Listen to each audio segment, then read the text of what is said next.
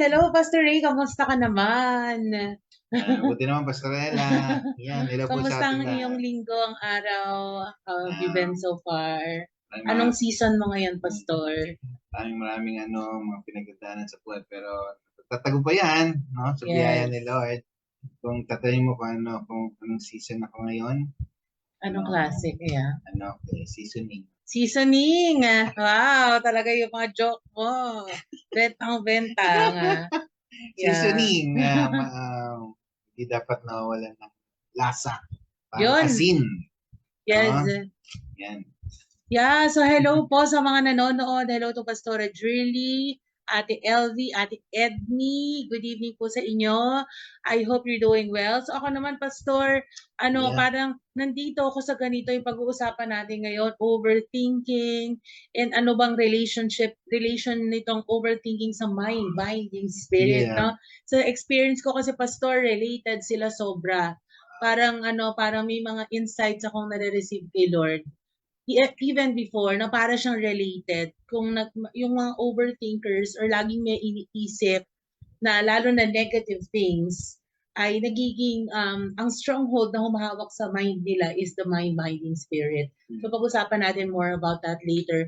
And na nagiging fruit usually nito na overwhelm, no, Pastor? Yes, totoo yan. Oo. So, yan din, no? Yan, ako din personally, Pastor, yan ang na-experience ko pag nag-overthink ng overthink, dahil pinoproseso mo siya ng pinoproseso, ang fruit sa'yo, nagkakaroon ka ng na-overwhelm ka. So, ang tanong ko sa mga nanonood ngayon, na-experience nyo na ba to? Na nag-overthink kayo, tapos kaka-overthink nyo, na-overwhelm na kayo? Yes, yan. Yung Yan. labis na pag-iisip. No? Amen. Yeah. Yun ang Tagalog actually ng very good pastor. Yun yung Tagalog ng overthinking. Kaka-look up ko lang sa ano nga ba yung Tagalog ng labis na pag-iisip. Yan haba talaga no ng ano niya. So, kung titingnan mo rin yung basic definition ng overthinking, thinking about something too much or for too long. Yeah. Parang persistent thought siya. Pero tingnan natin sa psychology kasi itong overthinking is a byword ngayon sa psychology dahil sa mga mental health issues, Yes. no? Ngayon lang nagkakaroon ng awareness yung tao na may ganito palang situation, na meron palang overthinkers, no? At merong season na overthink ka ng overthink. And if you talk to mga Gen Z, mga millennials, talagang favorite nila yung term na to. Ayoko nang i-overthink. Ganyan sila, no? Nag-overthink ka na naman. Ganyan, no?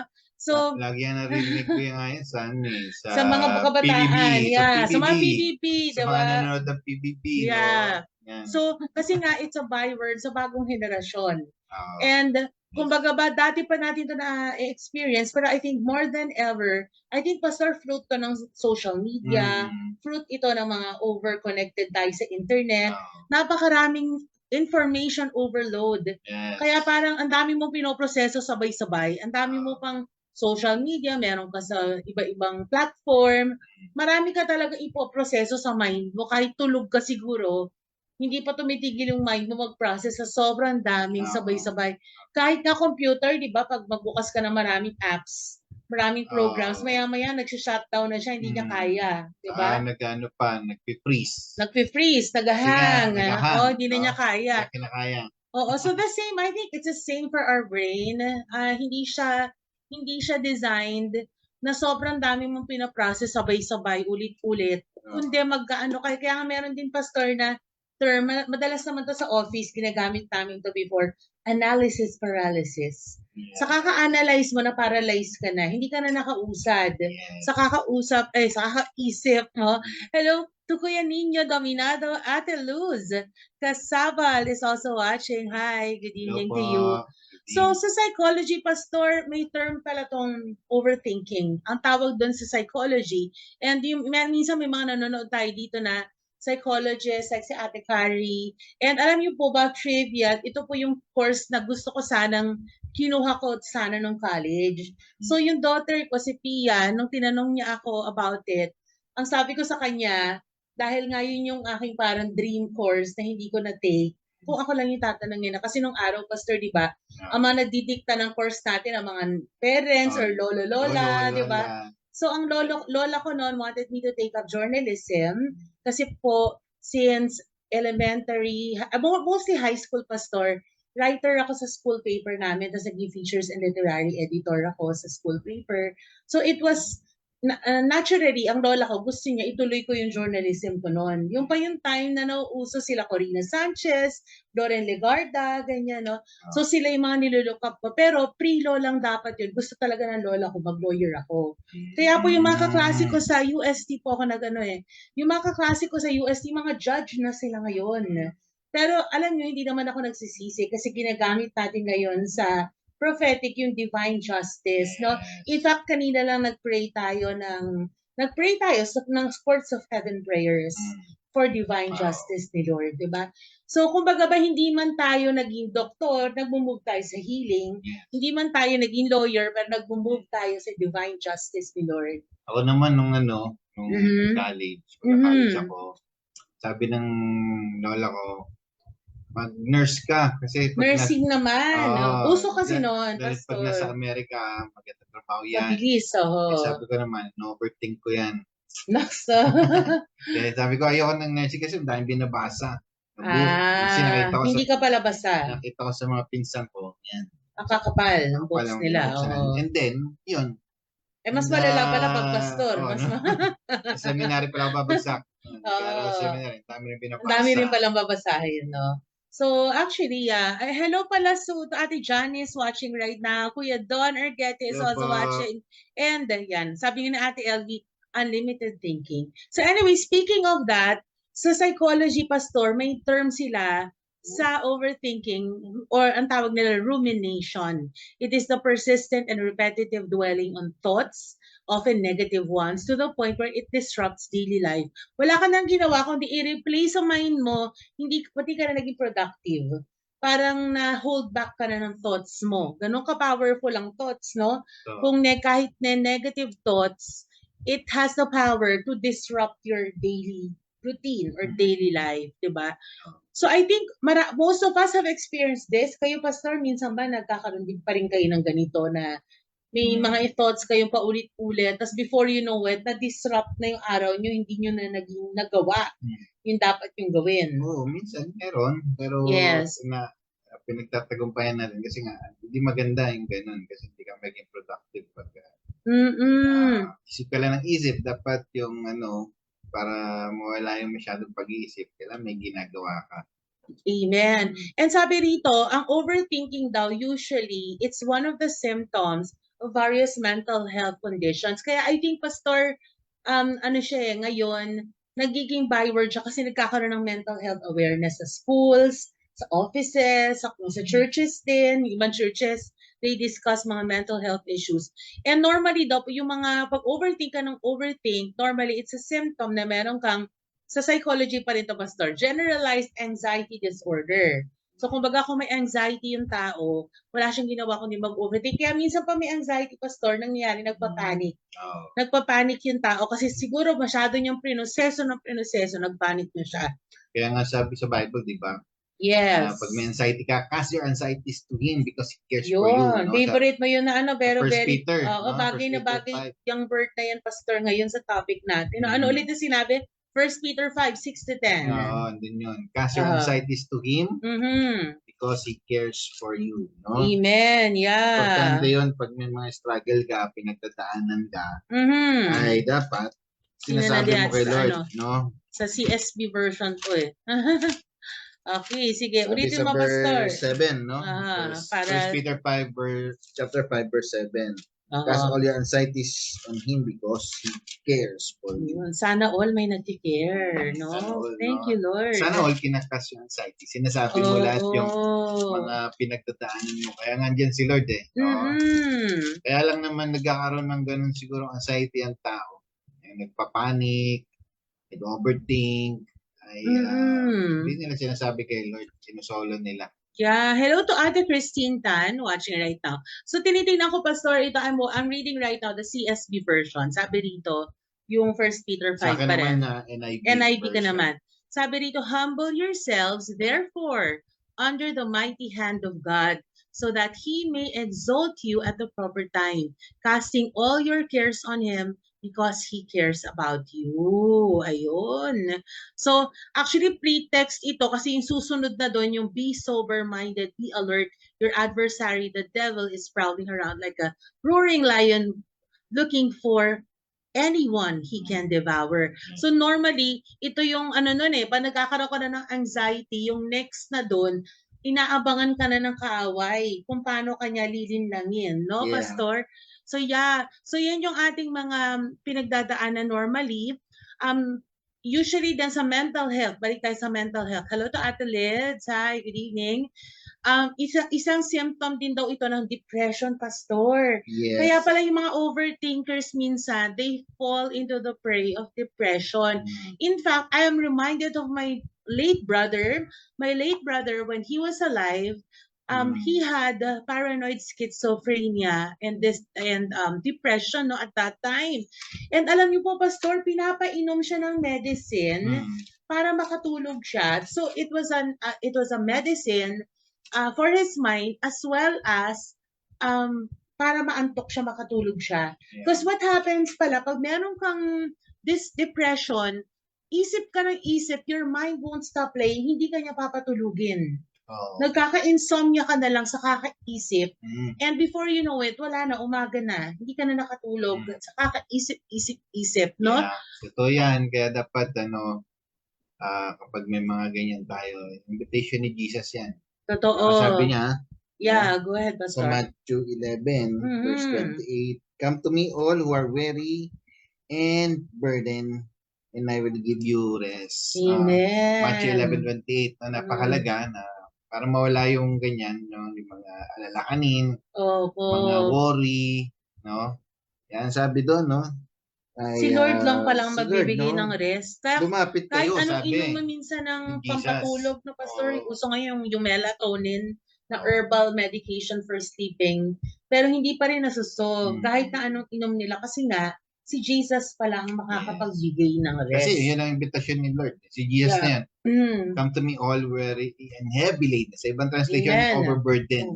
And I will give you rest. Yeah. Dapat magkaroon tayo ng gano'n na pag may pinagdadaanan, Lord, ito pinagdadaanan ko. Dapat unahin na natin si Jesus para wag na natin i-overthink. Si Jesus na agad para hindi na natin i-replay. Kasi ayaw ni Jesus na na may ganyan tayo. Kaya sabi niya, come to me. Lapit ka na. All who are weary. Pag weary kasi, worry ka. Siyempre, andito yan nasa thoughts yan.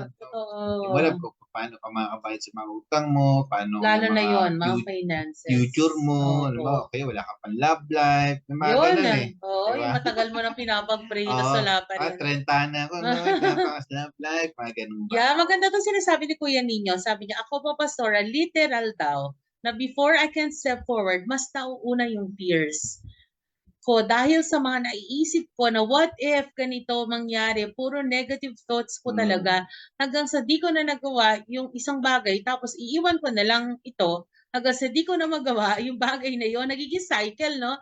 Until sa masanay na lang ako na normal na lang iwan yung mga bagay na dapat kong inaayos. Totoo, no? Minsan parang hindi, wag na lang, parang nauunahan ka na lang na ano kasi kumbaga ba advance ka na mag-isip. Yun. Kaya hindi rin okay naman siya. Okay din minsan na advance ko. Ako sa events, Pastor, nagagamit ko yung pagiging advance ko mag-isip. Kasi before pa, let's say sa events, ang style ko po, bago pa mangyari yung next na segment, inuunahan ko na yon na ito na yung next na segment, tinatap ko na yung speaker or whatever. Pero kumbaga ba, kung gagamitin mo siya sa buhay, minsan ang hirap na wala ka pa dun sa tomorrow, inunahan mo na si Lord. Diba? Do not worry about tomorrow. For tomorrow will worry about itself. Si diba Jesus sabi ni Lord? Diba? Jesus sabi niya, no? Yun.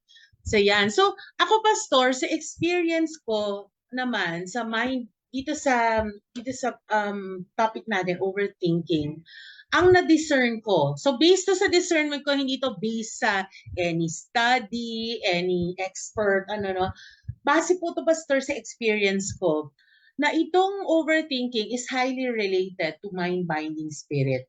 Di ba po lagi natin kina-cast out yung mind-binding spirit? So yung mind-binding spirit, normally, ako ang nararamdaman ko pag meron akong mind-binding spirit, replay ng replay sa utak ko, either itong scenario na to or itong thought na to or itong tao na to, paulit-ulit, literally parang may nakaganon sa utak ko. Kaya another term for mind, body, spirit in the spiritual warfare is octopus spirit. Kasi literally, yung tentacles ng octopus parang nakaganon sa utak mo. So, itong minding spirit for me, sobra siyang related for me, based on my experience, dito po sa overthinking. Kasi pag nag-overthink tayo, we allow the mind-binding spirit to bind our minds. So, ang nangyayari dito, itong negative spirit na to, yung influence na to, kinokontrol na yung thoughts natin. Before we know it, nire-restrict na yung thoughts natin. And katulad ng sabi ni Kuya Ninya, hindi na tayo makausad kasi nire-restrict na yung thoughts natin. Tapos, these spirits are often seen as causing mental distress, negative thought patterns, difficulty in focusing, or having a clear mind. Kaya rin po siya tinatawag, Pastor, na octopus spirit kasi di ba yung octopus, may ink yan na itim eh. So pag nag-spray yan, parang as a defense nitong animal spirit na octopus, nagkakaroon ng confusion yung kaaway. The same way tayo, pag merong octopus spirit or mind-binding spirit, pag meron tayong nag-overthink tayo, may confusion po na fruit sa atin. Hindi natin alam na nako-confuse tayo. Yan, sleepless. Yeah. Sleepless night. Hindi sabi ni Ate LV, pag prayerless daw, sleepless. Totoo yan, Ate Elves, no? And normally, Ate LV, for me, it's a sign for me to pray when I am sleepless. Pag hindi ako makatulog, kaliwa, kanan, ganyan. Okay, then I realize, oh no, I think I need to pray about something. Then I ask the Lord, ano ba yung dapat ko ipag-pray, ganyan. And then the Lord would show me a face, a name, or a scenario na kailangan ipag-pray. And sometimes when, for example, Pastor, madaling araw, hirap patulog, minsan naghahati na yung gising at tulog, biglang nagkakaroon ako ng parang sudden vision or parang quick dream. And then I realize, I need to pray for this, no? Parang ganyan. Yeah. Yan. Kaya nga sabi dito kanina, no? May nagsabi, nagsimula daw yung ganun. Tawag yan, kapag merong mga kung nag-overthink ka, pumapasok ko yung fear. Totoo naman yun. Pero yun na nga, sabi ni Lord yan sa Timothy, for not spirit of fear that the Lord given to us, but spirit of power, love, and sound mind. Diba? O sa iba, self-control. Dapat kinakast out yung fear, no? Yeah. So pag in-entertain mo yung takot, talagang papasok ang ano dyan. Pag-overthink mo. Baka hindi na ako, baka hindi ko makaya, baka paano na ako? Paano na yung future ko? Paano na? Ayan. Hanggang sa yes. Makakatulog, so wala kang rest. Invitation ni Lord yun, come to me, all who are overburdened. I will give you rest. Kaya napalaga merong rest. Kaya itong thoughts na ito, yung mga thinking natin, dana, ipaparenew natin yan sa yes, Panginoon. Lord, renew our minds. Sabi sa Romans, di ba? Yes. Be transformed by the renewing of your mind. Romans 12, no? Importante nagre-renew tayo ng mind kasi minsan, yan ang thinking ng mundo. Kaya, gustong-gusto nila pag-usapan yung mga, mental health, mental issues. Actually, normalize, Pastor, yung overthinking. No? Parang it's as if, pag hindi ka nag-overthink, hindi ka in. Parang yung time na yung COVID na. Pag hindi ka nagka-COVID, hindi ka in. Kasi lahat may COVID na. Parang gano'n. Ikaw na lang wala. So parang gano'n din ngayon. So sobrang normalized na yung overthinking. Akala nila, it's normal. But it's not normal. Di ba? Nung panahon ko nga, yung mga sino ba yung mga Generation X dyan? Gen X, tayo, Pastor. Gen X, no? Yung mga Gen X, wala ito eh. Hindi naman ito napapansin. Ngayon nga lang nagkaroon ng masyado magnify yung spirit na yan. Dapat may nag-comment nga sa akin yan hindi daw tawag doon, may nag-comment sa akin sa Facebook na ang daw, yung sobrang pag-iisip daw yung kailangan ng matinding matinding tawag doon, kumbaga kasi nag-aano siya may clinical doctor siya. Ganun talaga. Normal sa kanila syempre, Pastor. Sabi ko, pwede natin pag-pray for deliverance. Sabi, hindi daw basta-basta yun dahil nga kailangan na ganito. Counseling, inner healing. Daming process na tama rin naman, no? Pero sabi nga, you can counsel out demons. You can only cast them out, di ba? So, kung talagang demonic yung root cause niyan, kahit anong counsel mo dyan, yes, you cannot wala cancel talaga. out demons, but cast them out. Oo, yeah. So, the same way din, minsan, ang kailangan naman is inner healing and counseling. Hindi talaga siya demonic. Sometimes it's really like a discipline problem or discipleship. Pero a lot of issues madalas ay kayang-kaya ng deliverance. And I forgot who quoted this, that what 10 sessions of counseling can do, deliverance can do in one session. Parang ganyan yung sinabi niya. Which I agree. I've seen it time and time kasi again. marami na tayong nakita ng real life cases. Maraming tinetestify nila na ganito sila before. Totoo. Nag-undergo na rin sila ng mga counseling. Pero Totoo. kulang pa rin. Kaya nag-undergo sila ng deliverance. After that, ayun. I think, Pastor, for some, the reason they feel that counseling is more effective for them is because may mga tao na kailangan ng attention ba? Na gustong-gusto nila na parang may kausap sila, pinaprocess nila together, ganun. It helps them sometimes na may kasama sila. Pero it takes time. Yeah, it takes more time, diba? Sometimes, years. Meron nga tayo na ipag-pray nun. Yeah. Masyado niyang emphasize yung mga bagay-bagay na hindi naman dapat sa utak niya. Totoo. Kaya, imbis na naipag-pray na for deliverance. Sana tapos na agad. Tapos na agad. Dumabot pa ng ilang taon hanggang sa pinabasa ko. Sige, basahin mo 1 Peter 5. Ay, naalala ko yan. 6 to 10. Actually, tapos, sinasabi mo naman lagi. Tapos binasa yan sa Tagalog. Tagalog. Sabi niya, nung nabasa ko sa Tagalog, doon ko Doon naintindihan. na nag-sink in. Yeah. So it's important I think that what's important also there, Pastor, is for us, if you feel, for example, in a certain version ng Bible, parang hindi nagsisik in sa'yo, try reading it in other versions.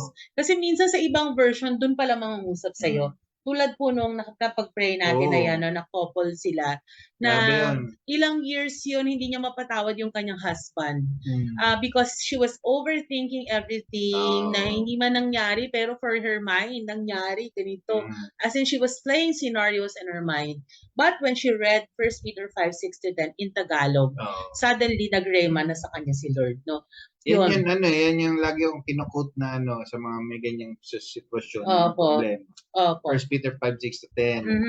No? Humble yourself before God, cast your anxieties to Him. Amen. Yung kanina nga, binasa natin. Stand firm, cast your, resist the devil. Yeah.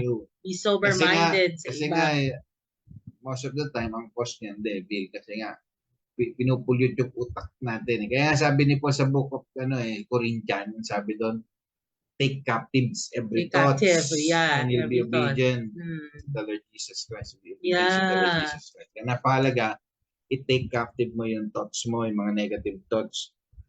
Tinatabi ko yung nagkaroon ng malaswang kaisipan, I rebuke the lustful thoughts. O kaya, a negative thinking na halimbawa hanggang dito na lang ako, wala nang pag-asa, tataboy mo yun dapat. Amen. Yeah. So, captive. Actually, if you feel, hello pala sa mga bagong join, Ate Marilyn Dewey, hi, Ate LV, sabi ni Ate LV, we need to pray that our faith will be bigger than our fear. Totoo yan. Kasi pag sobrang, actually, yung stronghold ng anxiety is fear. Kung meron kang anxiety, malamang meron kang fears. Kaya ka nagkaka-anxiety. Spider. Opo, yun yung pinaka-spider niya. Hello to Ate Awi de Guzman and Ate Mary San Juan. Diba?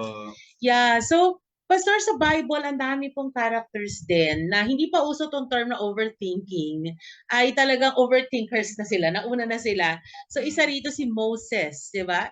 So, nung kinol ni God si Moses out of Egypt to lead the Israelites out of Egypt, si Moses, ang in-overthink niya noon, inadequate siya. Diba? Na para ba't ako, diba, question niya yung speaking abilities niya kasi stutterer, diba? His worthiness, ba't ako, hindi ako worthy. Parang ganyan, minsan ang dami natin ini-overthink at kung paniwalaan ba siya ng mga tao, diba? Yun, so para ang dami niyang excuses until sinend na lang ni God si Aaron to help him. So minsan ganun din tayo like Moses. Ganun si Moses sabi, bakit ako, wala na bang iba, Lord? Hindi naman ako marunong magsalita, bulol ako at ano-ano, di ba? Ba't kaya ako? Yan. Yan sa... parang ba't ako dapat ikaw? Ba't ako dapat ikaw? Yeah. Ikaw na lang. Yun yata, parang ganun, ikaw na lang.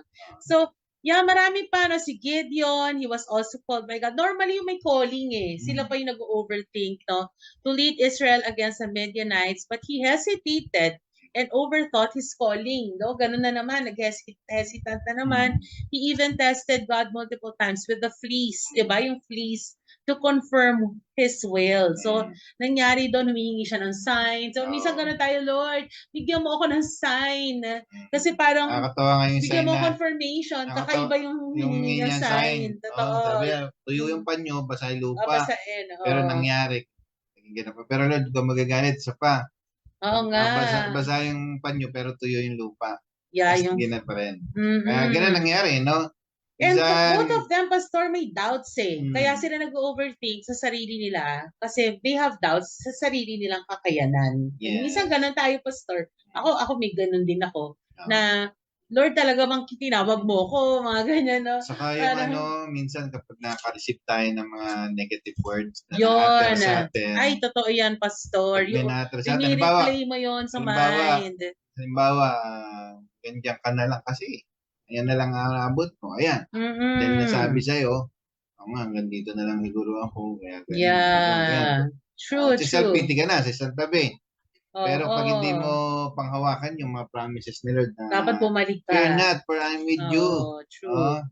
I'll never leave you nor forsake you, yung mga promises ni Lord. Yes. Kasi wala akong kaalaman. Sabi sa book of James, no? Kung kulang ka ng karunungan, humingi kayo sa akin at kayo bibigyan. No? Amen. Kaya dapat, iganti tayo sa mga binibitawang salita. Totoo. Natin. Kasi, totoo yan. Pampatayan eh. Pag insensitive ka, hindi mo alam yung binitawan mo salita, namatay na pala yung apoy ng isa. Kasi sa careless word na nirelease mo. Sa Proverbs nakalagay, di ba? So, tongue has the power to speak life. Yeah. Kahit minsan matandang Kristiyano na yung kausap mo, pero minsan if it's released with insensitivity, parang hindi mo rin alam kung ano yung pinagdadaanan niya that time eh, di ba? O kaya mismo, ikaw na mismo, nagsiself-curse ka. Minsan, yeah. And, Pastor, nandito rin pala si Ate Lilia Sau Aventurado. Hi, good evening to you. Si Ate Abby Gan. Hi, Ate Abby, kamusta ka na? And yan, buti na lang si Solomon daw, full of wisdom, di ba? Sana all. Yeah. Yun. So anyway, isa pa si Thomas, di ba, doubting Thomas, kaya nga siya tinawag na kailangan hindi siya naniniwala hanggang hindi niya mahawakan at makita si wounds ni Jesus na mismo siya, no? Sometimes we overthink yung kailangan natin ng evidence. Kaya nga sabi pag Christians, dapat daw tayo to see is to believe. Kasi sa mundo, sa mundo, to see is to believe. Pag Kristiyano, baliktad. To believe is to see. So sometimes when we try to conform to the pattern of the world, na to see is to believe, wala ka talagang makikita dyan. Kasi baliktad yung design ni Lord. It's to believe is to see. Yan, sabi raw ni Pastor Jordy, true daw, minsan may pumapasok na lustful thought or mga negative thought, I cancel and rebuke in Jesus' name at hindi ko ini-entertain yung ganong kaisipan. Hallelujah. Yan, di ba? Kaya minsan dyan nagkakaroon ng mga tinatawag na sleepless night in Seattle. Ay, pelikula yun. Si Tom Hanks yata. Yes. Ang madami pang mga hindi nakakatulog sa gabi, no? Kasi paano na iniisip. Ang dami nila masyadong pinoproseso. Ang daming tayong lalo po ngayon na social media, maraming iba kang makikita, marinig. Kasi meron doon, yung bata pa lang ako, mayaman na ako. Tapos ikaw naman, hindi ka pa, bata ka nga, pero hindi ka pa nandun sa ganun sitwasyon. Yes. Diba? Kaya ang dami niisip, gusto ko sa ganitong taon, araw, ito mayaman na ako. Tapos pag hindi pa nangyari, yun, napuprostrate. Pag nakikita mo yung mga friends mo, successful na sila kasi sa Facebook. Pero it's all about the image of Facebook. Siyempre, they would post their best photos. Hello to Kuya John Cali. Yan, so ang hirap minsan, no? And yun nga, Pastor, nung inugat ng mga, ng mga psychologists, kung bakit it's an all-time high anxiety. Dati nga wala naman masyadong may anxiety ngayon. Kaya nga tanong ko, ano ba yung anxiety? Paano ba yan? Hindi ko nga alam yung... Kasi nga, Pastor, the reason daw is because of our over-connection to social media. And masyado tayo maraming nakikita, maraming information na pinaprocess. Unlike in the past, pupunta ka sa library para mag-encyclopedia. May mind rest tayo nun eh. Parang hindi tayo... Kasi ang information natin nakabase sa book. Ito books. ngayon, nasa Google. Ngayon, it's in our fingertips. Meron pang AI ngayon. AI. Diba? So, parang isa pa Hindi yun. ka gagawa ng mga sentence na kung ano. Yeah. True, Pero ngayon, gagawin ka na ng AI. Pati mga grammar mo, i-correct. Correct, di ba? Iba't ibang klaseng AI. Nag-aaral pa ako, meron pa akong thesaurus, meron pa akong dictionary, ganyan. Yan, si Ate Lids daw, ito mahirap din yung ganitong situation kay Ate Lids. Alam ko yung ganito rin. Siya daw, kahit wala daw siyang iniisip, may time daw talaga, hirap siya matulog. Isa, I think yan sa pinakamahirap, hindi ka makatulog, wala kang iniisip, blanco, pero hindi ka makatulog lang talaga. No? Parang hindi mo alam kung ano nga ba yung iniisip. Ba't ba hindi ako makatulog? Parang ganyan, no? Pero maganda rin, meron ka ng gata sa Ate Lids. Hindi yung mga practical side of it. Pero Ate Lids, ang ginagawa ko pag ganyan, tinatanong ko si Lord, Lord, may kailangan ba ako ipag-pray? And ikaw rin, i-pray mo rin yung sarili mo, Lord, I speak shalom, I speak peace. Minsan kasi, meron ka palang, kumbaga wala kang peace, kaya hindi ka makatulog, parang ganyan. No? Wala ka man iniisip. Basically, yun lang pala. Kaya pala kailangan mo lang ng peace. Pag di ka makatulog, Lord, patulogin niyo po ako. Yun. So, ito na yung sinasabi ni Pastor Ray. Puntahan natin to. May sinabi siya rito. Sige, Pastor, magtingin tayo ng mga verses na pwede natin i-share sa kanila. Baka po ngayon ay, or may mga na-experience silang mga ganito para at least medyo maano nila, ma-process nila with the word, di ba? So, maganda ito. Meron dito sinabi sa 2 Corinthians 10. Tingnan natin buong konteksto para maano din nila.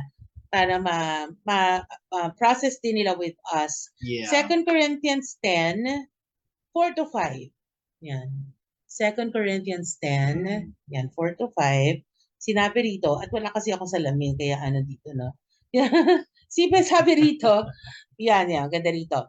Sabi rito, although, unahin natin hanggang mula sa verse 3 na lang. For although we live in the flesh, we do not wage war according to the flesh. Since the weapons of our warfare are not of the flesh, but are powerful through God for the demolition of strongholds. We demolish arguments and every proud thing that is raised up against the knowledge of God. Ito na yung importante sa lahat. We take every thought captive to obey Christ. Kumbaga literally, yung iba talaga kinakaptivate nila ito. Teka lang, hindi galing to kay Lord. I captivate this thought. Diba? Take it captive. Uproot this. Inaayawan ko to in the name of Jesus. Sinusunog ko to ng apoy ng Panginoon. Diba? So parang mga ganyan. Talagang literally minsan you need to like make a prophetic gesture of inaayawan ko to. Hindi to galing kay Lord. Ganyan, no? Pag meron ka naiisip na thought na kailangan mo i-take captive. No? So marami ring mga sinasabi sa Ephesians 6, Pastor. Yan, sige, anahin natin, Pastor, yung mga sinasabi sa Ephesians 6. Mahaba rin tong Ephesians 6, pero tingnan natin yung buong konteksto, bakit ba sinabi. And yung pinaka dito is yung we wrestle not against flesh and blood. So baga ba, meron talaga nagbibigay sa atin ng thoughts, 'di ba, na para na kailangan natin i-take captive, no? So, kaya napakahalaga din yung bago kasi pumasok sa thoughts yan, naka-receive ka ng words, negative words dapat sa'yo. Totoo. Very powerful yan, lalo kung mapa-negative mo, positive words na binitawan sa'yo. Yeah. Kasi sabi sa Proverbs 18:21, the tongue has the power of life. Speak life and death. Yeah. And those who love it will eat its fruit. Amen. So, ibig sabihin nun, yung paalala sa atin ulit, sinabi ko na kanina, careful po tayo sa mga binibitawan nating pananalita or words, the use of words. Minsan, makakagamit tayo ng yung use of words na mali, hindi tama, minsan hindi natin naisip na yung salitang yun, makakasakit pala sa taong yun. So once na narinig yun, entertain yun ng thoughts natin minsan. Yeah. Tapos, totoo kayong sinabi niya, mataba ako ngayon. Matipong binati lang sa... binati mo lang, ang taba-taba mo ngayon. Ganun. Actually, sa Pilipinas, common yan, lalo sa reunion. At taba mo ngayon. Pero sa mga babae, minsan yun, very ang tawag doon, masakit yun sa Hindi, kanila. Pastor, ngayon may term na dyan, fat shaming. Yung mga bagong henerasyon. Hindi mo na basta-bastang dapat sinasabi yan. Kasi nagkakaroon nga sila ng anxious thoughts. Pero nga Nung araw, normal yun. Noong mga panahon na yun, yun nga, siyempre Gen X tayo. Yeah, sa Gen X, yun, normal yun sa reunion. Ang taba mo ngayon. Pero ano yun, masakit din yun sa iba. Kasi nga, parang pag binitawan ng pananalita, gagamitin ng kaaway na nila yun. Gamitin ng kaaway yan, yung thoughts na yan. Pag in-entertain mo, yan, doon tayo nagkakaroon ng anxiety at saka self-pity. Sabi nila yung henerasyon ngayon, mas sensitive talaga than the past generation. Kasi nga sa atin, normal lang yun na ma-fat shame. Parang ano siya, part yun ng kultura natin noon eh. Pag reunion, pag Pasko, parang mas tumaba ka ngayon kaysa last year. Gusto ko mataba nga. Yun. So anyway, yan, ang ganda rito na sinabi sa Ephesians 6. No? Isa to sa magandang matutunan natin na ang struggle natin, sabi dito sa verse 12, for our struggle is not against flesh and blood, but against the rulers, against the authorities, against the cosmic powers of darkness, against evil spiritual forces in the heavens. Yan, so sabi rito, kaya nga take up the full armor of God. Kaya nga kailangan natin yung helmet of salvation para mabloke na natin yung overthinking na yan. Hindi na tayo tablan yung ulo natin. Kasi nga, minsan, pag hindi natin suot-suot yung helmet of salvation, no? Yan yung, di ba ang salvation and deliverance, usually na-interchange din yan sa word. So yung helmet na yan, nakakatulong yan para sa mga strongholds, protection yan sa mind natin. Di ba? Saka sana, no? Ako lagi akong deklarasyon, Lord, I declare mind of Christ sa utak yun, ko. Maganda din yan, i-declare. Ginagawa ko din yun. Yeah. Kasi nga, iba mag-isip si Jesus. Kagaya ng example, sa Mark chapter 5, may isang babae doon na meron isang tao doon na may sakit yung anak. Sabi nung tatay doon kay Jesus, pwede ko pag-pray ang anak ko, agaw buhay po kasi. Tapos, dumating yung, sabi nung ni Jesus, sige, punta tayo. Papunta sila sa bahay nung taong yon, no? Tapos sabi nung may nakasalubong na servant, yung taong yon. Yeah. Tapos sabi ng servant, wala na po, patay na anak ninyo, huwag niyo na abalahin si Jesus. Pero yung mind ni Jesus, sabi niya, hindi siya, manampalataya ka, sabi niya. Manampalataya ka, sabi niya doon sa tatay. Tapos may nakita na naman na mga tao doon sa bahay nila, pagdating sa bayan, sabi, patay na po yung anak nyo, huwag niyo nang abalahin ng guro, ba't yung paabalahin ng guro? Amen. Pero ang mind ni Christ, ano sabi niya, hindi siya patay, natutulog lang. Kaya nung pag-pray niya, hindi yung bangon. Kaya yun, nagkaroon ng miracle. Pag gano'n ang thoughts natin, kagaya ni Jesus, laging positive, even though, in the reality, ito ang totoo naman eh. Ito yung nakikita mo. Ito naman talaga yung natural, patay na yung tao eh. Totoo naman, mahirap pang buhay ngayon, medyo may kahirapan, pero hindi ganun tayo mag-isip. Kasi pag ganun ang kaisipan natin na, mahirap tayo, baka ganito. Pero babalik ka doon sa truth. No, 2 Corinthians 8:9. Jesus, even though he was rich, he became poor so that he might become rich. So therefore, ang mindset mo, kingdom mindset. Ibig sabihin, ang Diyos magpapala sa akin. Hindi ako forever akong mahirap. No?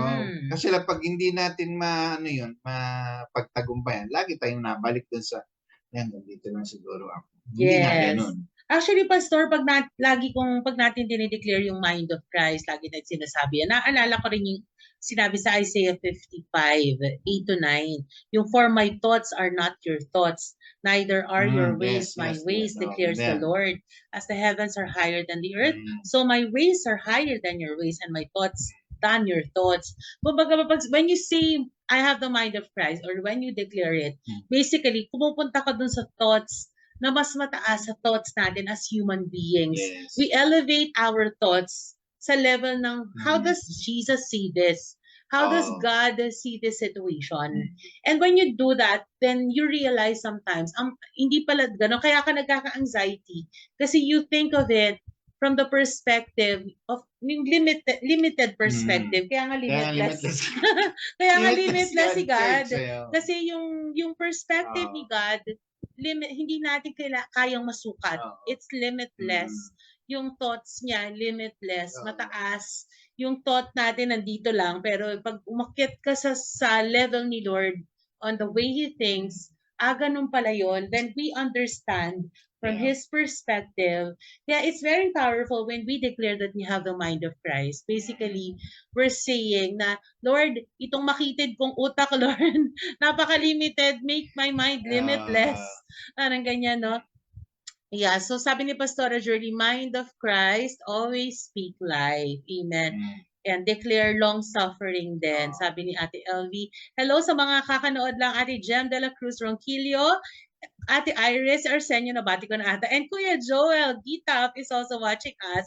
Hello po sa inyo. Kaya nga, careful po tayo sa sinasabi nga natin. The tongue has the power to speak life. Totoo yan. Oo. Kasi pag in-entertain mo yung sinabi ng tao sa hindi maganda, doon tayo nagkakaroon ng anxiety, kakaroon tayo ng self-pity, lahat yata ng miti. Actually, minsan din kasi tayo as human beings, minsan dumadating yung time din na medyo sensitive pala tayo. Akala natin nga, minsan gini-joke lang pala tayo, or minsan wala naman yun sa tao. Pero the way we receive it, sometimes may offense din pala tayo. And minsan kaya ina-allow din ni Lord so we can deal with it. Yung pala may spirit of offense ka sa heart mo. So kailangan mo palang ipa-deal kay Lord yon. So sometimes it's not always the other person na nagbitaw ng masakit na salita.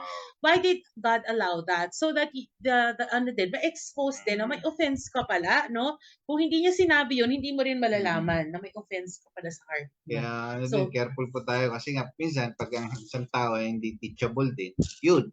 Problema, teachable heart dapat. Pag kinokorek ka din. Kasi pag iba ang pagtanggap mo sa ganung bagay, problema ka. Totoo. Actually, mahirap even for us, pastor, lalo na tayo pastors na, minsan, ang hirap tanggapin pag may correction sa atin. Talagang kailangan, Lord, give us a teachable heart. Kasi parang it doesn't mean na porket may title ka, hindi ka na pwede i-correct, ganun. Last time nga, yung solo ako dito last time, di ba? Yung pag-usapan ko yung dati, syempre, pag pastor ka, marami di ko kasi mapapansin ka lagi, syempre. Lahat ng ginagawa mo, sinabi mo, naka-magnify. Sulat pa nga nila yan tapos yan, sabihin sa'yo. So, dapat nga, po tayo, teachable lang, kung kailangan pa correct, para hindi mo, pag hindi mo kasi papaayos sa Panginoon, diyan napapasok yan. Mga negative thoughts niyan. Yeah. So speaking of which, hello pala to Ate Esther Ruth. Ito yung hindi magandang nagiging epekto pag overthinker ang isang tao at pag masyado siyang, yun nga, parang marami siyang pinoproseso at nalagyan pa siya ng mind-binding spirit na paulit-ulit nire-replay nung spirit sa mind niya, kung ano yung narinig, ano yung sinabi, ano yung dapat niyang isipin na mamaya nagkaka-anxiety attack na siya. Ang nagiging effect usually is overwhelm. So yun na yung para ka na overwhelm. Hindi mo na parang sobra-sobra na. Parang hindi ka na hindi ka na maka-function, pastor. Parang nalulunod na ako. Oo, lunod ka na sa thoughts mo. Lunod ka na sa pain mo, na na-overwhelm ka na. Hindi ka na productive. Parang na-overcome ka na nung mga thoughts mo, di ba? Kaya dumadating yung frustration, napupustrate na. Ayoko na. Yan yung sinabi ko last time, yung pinag-usapan natin yung spiritual suicide minsan. Parang si Elijah, di ba? Na-overwhelm na si Elijah kasi. Na nga. Kaya sabi niya, Lord, kunin niyo na nga ako. Sabihin niyo na ako, ayoko na. Kasi nakatanggap din siya ng maraming mga mga pinagdaanan niya sa buhay bilang sa propeta. Yun, propeta na ng Diyos. Antindi ng mga signs and wonders na all of a sudden, ayaw niya na. Kasi nga, overthink niya. Baka papatayin ako ni Jezebel.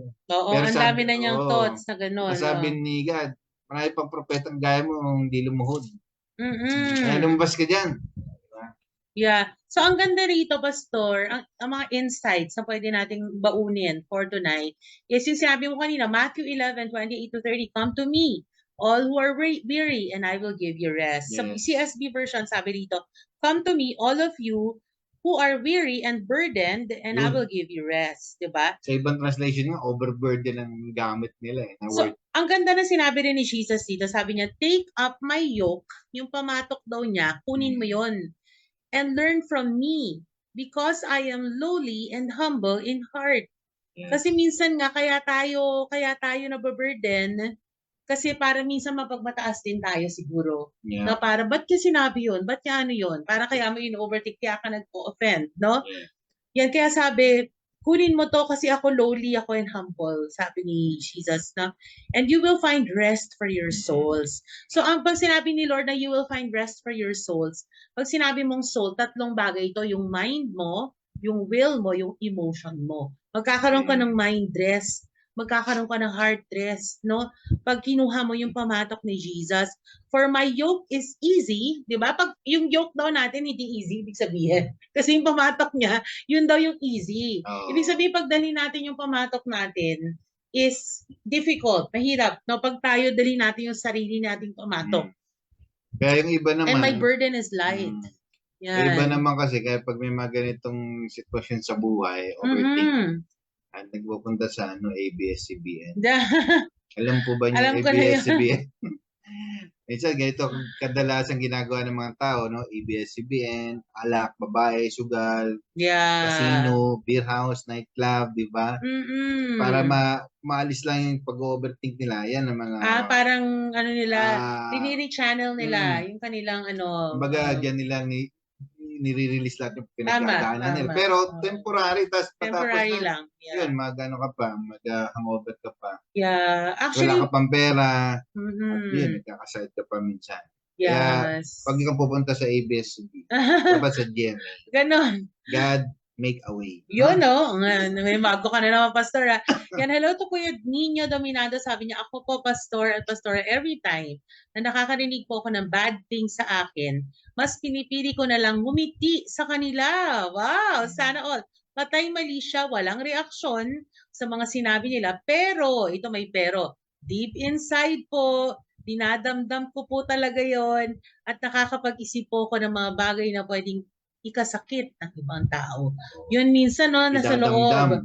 Dinadamdam. Kaya nga minsan, di ba, uso rin ngayon, Pastor, yung OA and nonchalant. Minsan, okay din maging nonchalant. Wala ka na lang pake. OC naman, obsessive compulsive, yung dapat perfect lahat. No? Pero yung OA and nonchalant, ito yung sinasabi ni Kuya Nino na parang pinapakita mo, nonchalant ko, wala kang pakialam. Hindi ako affected. Nonchalant. Nonchalant, deadma. Pero sa totoo pala, OA siya. Sa loob niya, iniisip niya yon, pinoproseso niya yon, in pain. Yan. Hello to Ate Eileen Sapto. Good evening. Ayan. So we're talking about overthinking tonight. Overthinking and what is the corresponding spirit that I've experienced na nagkakos nito or nag-aggravate nito. And ano po yung nagiging fruit sa atin? Normally na-overwhelm tayo pa nag-overthink tayo. Diba po? So the enemy uses mental overload to steal our peace and keep us from clarity and rest. So ano-ano? Mayroon ma-overload. Kaya unload mo lahat kay Lord ang mga suliranin mo dahil sinabi niya yun. Lumapit kayo sa akin na nabibigatan sa iyong mga pasanin at kay magkakaroon ng kapahingahan. Kinanta na nga yan ng mga papuri. No? Mga papuri singers. So ang ganda rito, no? Ano yung pinaka-effective, Pastor, na way para hindi tayo mag-overthink? Palitan natin yung mind natin ng scripture. Renew our mind with scripture. Kasi pag marinig mo na naman yung truth, mapapaalala sa ni Lord, then burado lahat yan. Talagang sword of the spirit ang scripture. Sabi sa Philippians 4, yan, 6-7. Yan, basahin natin to. Don't worry, sabi doon, about anything, but in everything through prayer and petition with thanksgiving. Present your requests to God. Sabi dito, and the peace of God which surpasses all understanding will guard your hearts and minds in Christ Jesus. Yun pala yun.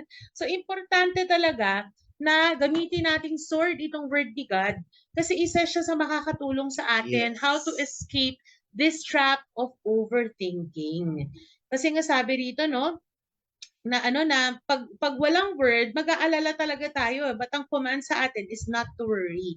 Don't worry about anything. So kahit na pera, oo, lahat, anything daw eh.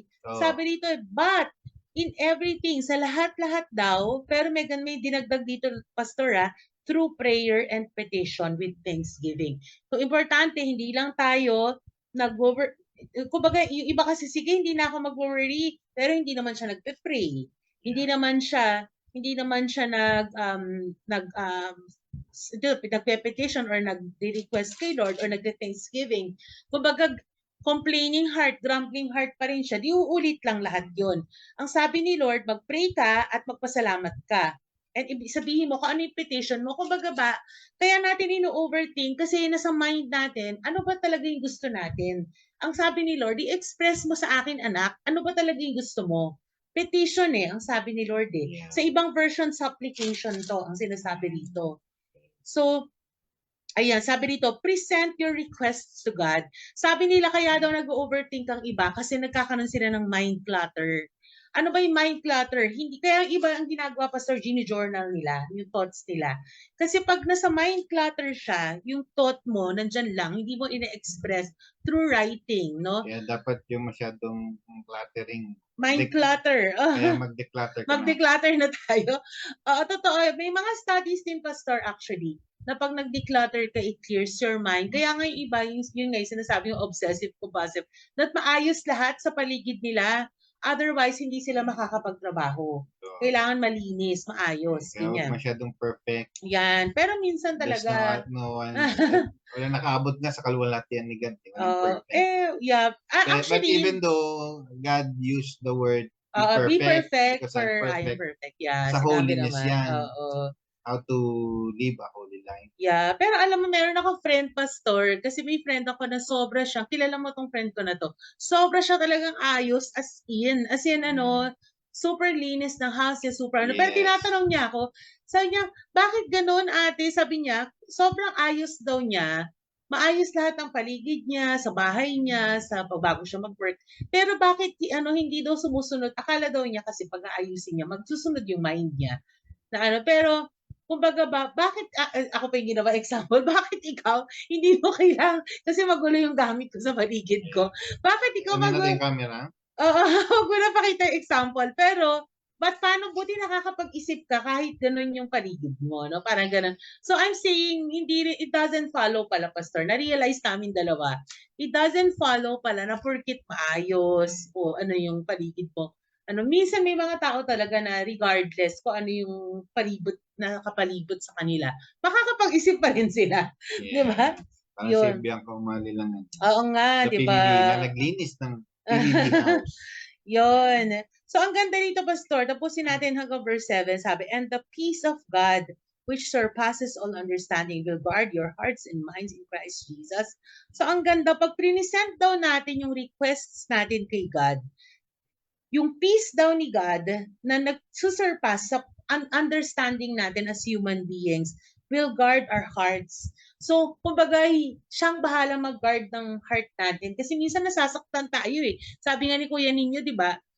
Pinapakita niya na okay lang siya, pero sa totoo, dinadamdam na niya. Di ba? And sabi, and even our minds, He will guard our mind. Kasi minsan ang dami na natin in-overthink. Kaya Kaya importante lagi yung sinasabi ko, apply niyo yung Joshua 1:8-9, no? Sabi doon, no, yung sinasabi doon, meditate the book of law day and night. It is the word of God. Yan yung pag nag-meditate ka ng word, alam mo dapat yun na claim mo yung mga promises ni Lord doon.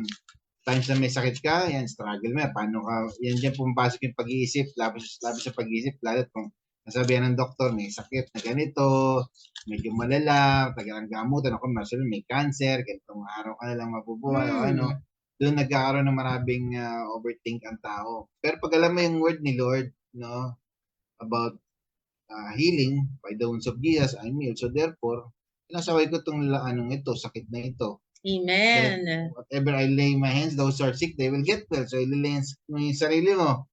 Then i-rebuke mo yung sickness. In Jesus' name, and declare healing ka. I-claim mo yung promise na ginawa ni Lord para sa atin, by His stripe and by His wounds, I'm healed. Sa Isaiah 53:4-5, yun. Amen. So pag may mga ganyan ka, hindi ka makapag-overthink dahil sinusurrender mo kay Lord, Lord, you are my healer. Surrender my sickness. Halimbawa din, wala kang finances. O kung alam mo yung word ni Lord, no, pansinin mo nga yung ibon, no? Hindi sila nag-aasik, pero hindi sila nagkukulang kasi may nagpo-provide. So, pag may struggle ka financially, God will provide. So, i-rebuke mo yung mga mga thoughts na paano yung ganito, paano yung mga babayarin. God will provide. Yes, Paano yung mga hallelujah. utang, paano yung ganito, ganyan. God will provide. Kasi sabi nga niya, kung yung ibon nga, pinoprovide ni Lord yung pangailangan ng pagkain ng ibon. Ikaw pa kayang tao na nilikha niya, kawangis niya. No? Amen. Kaya, Yes. kailangan alam mo yung word, no, ni Lord, yung mga promises niya. Yan ang pantapal natin o panangga sa panahon na may struggle tayo para wala tayong isipin na mga negatibo. Yeah, maganda yung sabi rito ni Pastor Jolie. May nag-share po sa akin. Ang tita daw niya may alam din sa Word of God at sinusulat pa at iniipit sa bewang ng anak. Parang ginagawang anting-anting ang Bible verse. Pero itong nanay matatakutin at nervyosa. Boom. Grabe kung mag-overthink. Diba? So, ang lesson natin dyan, wag natin gamitin anting-anting. Ang At salita ni Lord. ang salita ni Lord kasi hindi naman po siya meant to be, meant siya maging weapon, no? Sword of the Spirit, no? Which is the Word of God. Pero kung gagawin mo lang siyang parang decoration, ang dami nga, puno nga ng Bible yung bahay mo, pero hindi mo naman binabasa, puro alikabok na. So parang, kaya hindi mo inaangkin. Yeah. Mahirap yun. Kailangan angkinin mo yung word ni Lord. Paniwalaan mo. Naalala ko, Pastor, may sabi before ano ba yung best Bible version? Sobrang daming Bible version. The best Bible version daw yung version na binabasa natin. Kasi kahit ano pang version niyan na napaka-theologically, diba? Perfect. Pero kumbaga hindi ko naman binabasa, hindi pa rin siya okay daw. Ano yung best version? Ako, NIV pa rin ako. Ako depende sa season, pero NIV sa akin yung top pa din. Kasi lang wala na yung NIV na unang version. Oo, yung 1984. Binago na. Totoo. Hello to Ate Elina. Ay, nabati ko na pala siya. At si Ate Emmy Panganiban of Sede is also with us. So sige, ngayon po, pray na natin sila, Pastor. Baka meron pong nanonood ngayon na nag-overthink, meron silang worries, at mag-release na tayo, Pastor. Baka meron din tayong word or prayer or anything na pwede natin i-release sa kanila. Sige, go ahead, Pastor. Yes, Lord. Hallelujah, Lord. We honor you, God. Pinag-pray namin itong mga kapatid namin na kasama namin sa live na ito ng Yes, Lord. Church podcast about overthinking. Yes, Lord. What ifs minsan ng tao. Lord, alam ko, Lord, na may mga ganito ang bawat tao. Dahil sa dami ng mga pinagdadaanan sa buhay, sitwasyon, sa labis na pag-iisip ko minsan hindi na makatulog, hindi na makakain, yun pala. Itigyawat na, no? Parang ganun na kanta, Panginoon. Pero, Lord, panghawakan nila yung mga pangako mo sa inyong salita. This is your word. Your promise in your word. It's true and alive. Lord. Ang kailangan lang namin ay magkaroon kami ng faith, paniwalaan ito, Lord. Kaya pag may mga ganitong sitwasyon, may sakit, claim na yung healing. Pag walang finances, claim yung promise of provision. Amen. Yes, At Lord. kulang ng karunungan, claim yung promise na bibigyan kami ng karunungan. Solomon, binigay mo lang karunungan na yun sa taong yun at yun siya ay nalaganit. May pray Lord sa oras nito ang bawat sa amin kung may mga nag-overthink.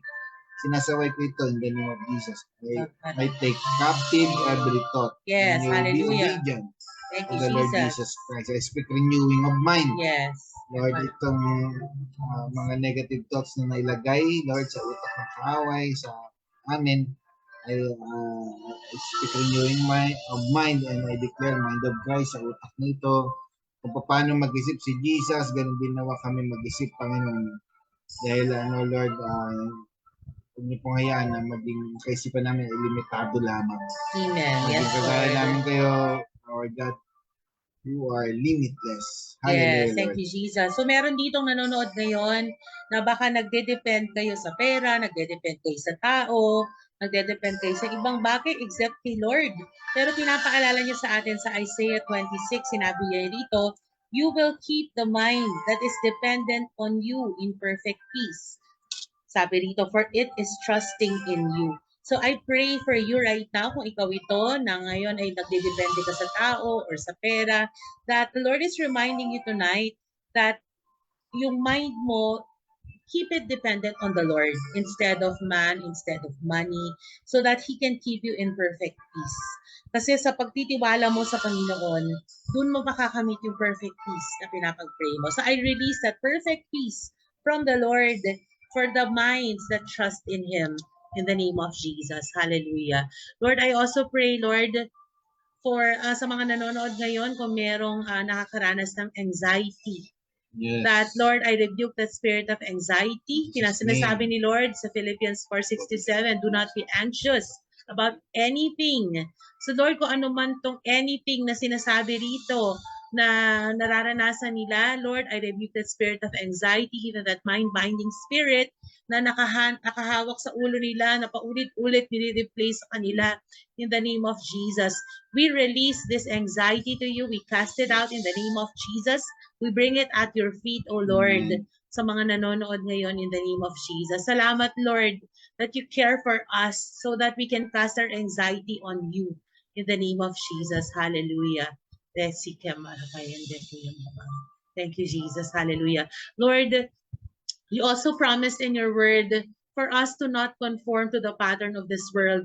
Lord, yung pattern ngayon ng mundo, nanonormalize itong overthinking, nanonormalize itong anxiety. But Lord, you said in your word to not conform to the pattern of this world, but be transformed by the renewing of our minds. So Lord, right now, ilay hands niyo yung mga ulo niyo po.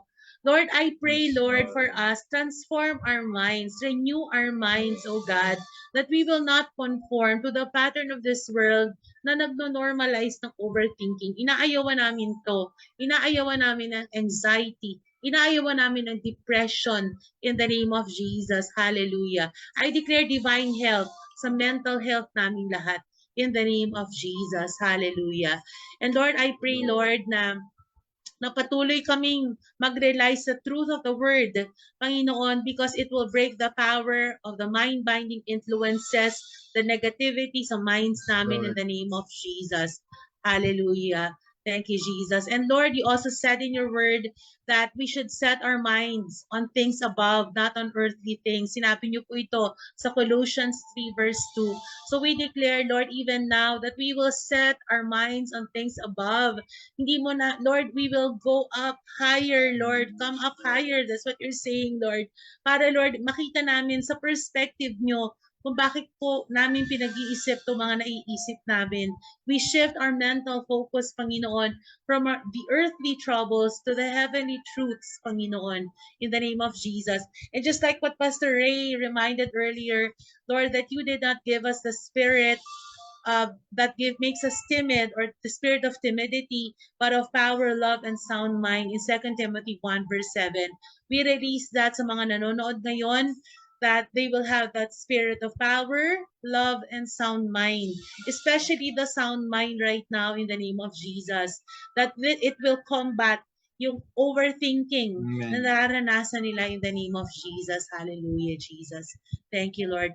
Lord, and most of all, Lord, we release Proverbs 3:5-6 for them to trust in the Lord with all our hearts and lean not on our own understanding. In all our ways, we will submit to you, Lord, that you will make our path straight. Amen. Lord, kung merong mga anxious mental loops, overthinking, Lord, mind-binding spirit, Lord, we choose to trust in you, Lord.